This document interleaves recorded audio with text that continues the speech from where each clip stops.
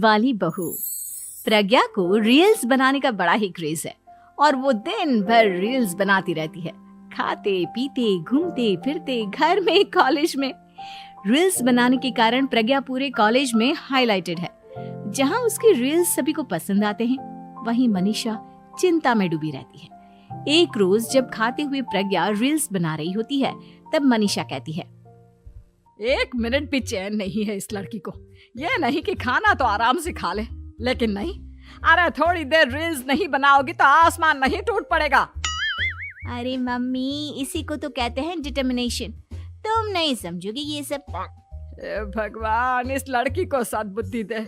जब देखो तब टेढ़ा बाका मुंह बनाती रहती है।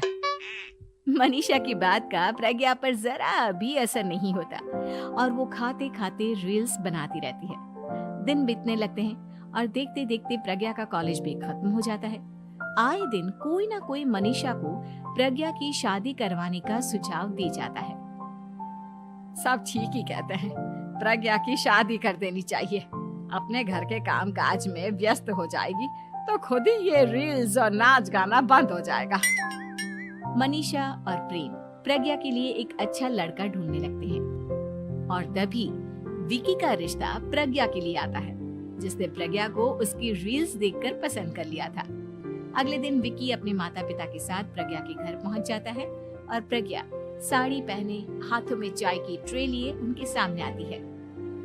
जब विकी को पसंद है तो हमें भी बहू पसंद है। बहन जी, आप बारात की तैयारी कीजिए।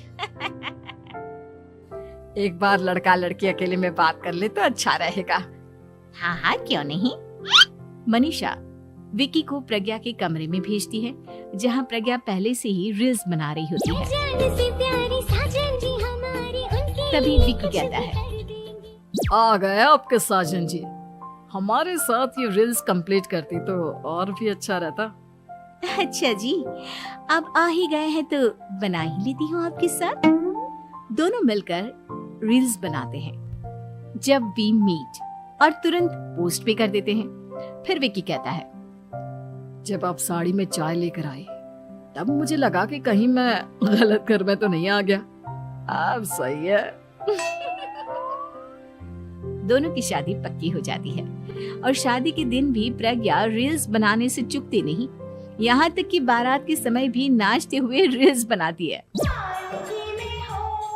सभी लोग प्रज्ञा की तारीफ के पुल बांध देते हैं और प्रज्ञा नाचती गाती अपने ससुराल चली जाती है। सब कुछ अच्छा चल रहा होता है। प्रज्ञा यहाँ भी दिन भर हर चीज की रील्स बनाती रहती है। लेकिन कुछ दिनों के बाद जब सुनीता कहती है, बहू, ये रील्स के साथ साथ कुछ काम भी कर लिया करो। वैसे तुझे और क्या क्या बनाना आता है?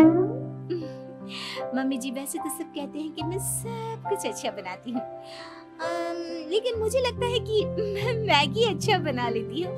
हाँ, कॉफी भी अच्छा बना लेती हूँ और मुंह तो सबसे अच्छा बना लेती हूँ।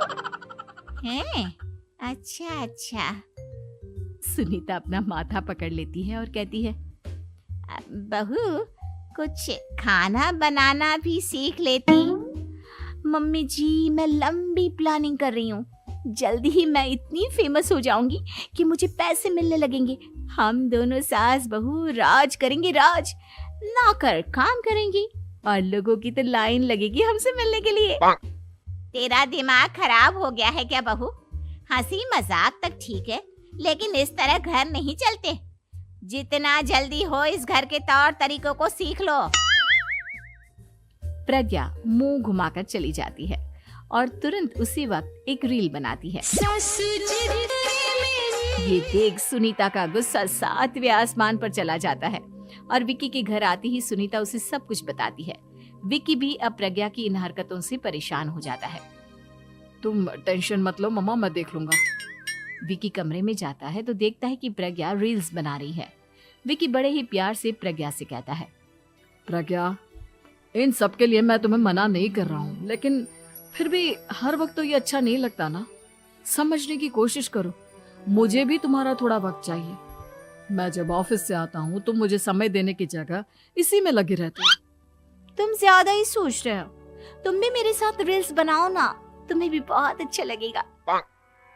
तुम्हें इज्जत से कोई बात समझ में नहीं आती क्या? दिमाग खराब हो गया है तुम्हारा इस चकाचौंध से। अगर तुमने अपना रवैया नहीं बदला तो मैं तुमसे दूर चला जाऊंगा। तुम ही रिश्ता लेकर आए थे, मुझे लड़कों की कमी नहीं थी और ना आज है। विकी दरवाजा पटककर चला जाता है। धीरे धीरे विकी प्रज्ञा से दूर होता जाता है। एक रोज मनीषा प्रज्ञा के ससुराल उससे मिलने जाती है। तब सुनीता उससे कहती है, बहन जी, अब आई हैं तो कुछ दिन यहाँ रहकर जाइएगा, आप ही का घर है। हाँ मम्मी, बहुत दिन हो गए तुम्हारे साथ एक भी रील नहीं बनाई मैंने। प्रज्ञा तुरंत अपने फोन में रील्स ऑन कर लेती है। ये सब मुझसे नहीं होता। तेरा ये भूत अभी तक नहीं उतरा क्या? बहन जी, आप कुछ कहती नहीं क्या इसे? जब आप ही कुछ नहीं कर पाई तो मैं कर ही क्या सकती हूँ। सास तो वैसी ही बदनाम है। शाम को घर की लाइट चली जाती है और मनीषा प्रज्ञा से कहती है, मेरे घुटनों में बहुत दर्द हो रहा है, तू लाइट का कुछ इंतजाम करना बेटा। अच्छा, कैंडल जला देती हूँ मम्मा। प्रज्ञा गाते हुए कैंडल जलाती है और खिड़की के पर्दे के पास रख देती है। मनीषा, जिसे बहुत दर्द हो रहा है, वो सो जाती है और प्रज्ञा हमेशा की तरह अपने रील्स में लग जाती है। उधर कैंडल की वजह से पर्दा आग पकड़ लेता है और मनीषा के कमरे में आग लग जाती है। बचाओ, कोई है, बचाओ। सभी भागते हैं और विकी कमरे की आग बुझाने में लग जाता है, लेकिन तब तक मनीषा आधी जल चुकी थी। मनीषा की हालत देख प्रज्ञा रोने लगती है। विकी मनीषा को तुरंत हॉस्पिटल ले जाता है और उसे एडमिट कराता है। विकी प्रज्ञा से कहता है, देख लिया ना, तुम्हारे इस नाच गाने की वजह से आज तुम्हारी माँ की जान जाते जाते रह गई। अब पता नहीं तुम और क्या चाहती हो। उधर डॉक्टर कहते हैं, इनकी हालत बहुत नाजुक है, आधे से ज्यादा जल चुकी है। प्रज्ञा रोती हुई मंदिर में जाती है और भगवान के आगे जाकर कहती है, भगवान, मेरी माँ को ठीक कर दो। मैं कसम खाती हूँ, हाथ से ये रील्स बनाना छोड़ दूंगी। बस मुझे मेरी माँ वापस मिल जाए। 2 दिन बीत जाते हैं और मनीषा खतरे से बाहर आ जाती है। पेशेंट अब ठीक है, आप लोग उनसे मिल सकते हो। सब कोई मनीषा से मिलता है और प्रज्ञा सबके सामने अपना फोन तोड़ देती है। मुझे माफ कर दो मम्मा, मैंने तुम लोगों की बातों को नजरअंदाज किया।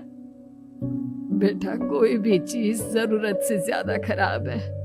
मैंने तुम्हें रील्स बनाने से कभी मना नहीं किया, लेकिन हर वक्त एक ही चीज तो सही नहीं है।